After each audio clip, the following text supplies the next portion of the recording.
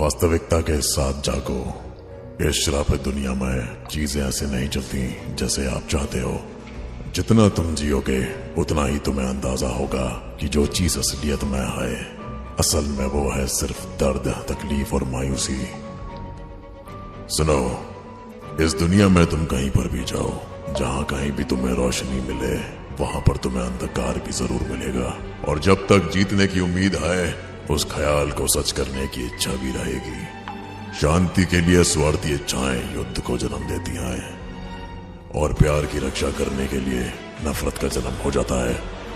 ये सब एक बंधन जैसा है, एक रिश्ता जो अलग नहीं हो सकता। केवल विजेताओं की दुनिया, केवल शांति की दुनिया, एक दुनिया सिर्फ प्यार की। मैं निर्माण करूंगा ऐसी दुनिया का। मैं हूं उचिहा मादरा।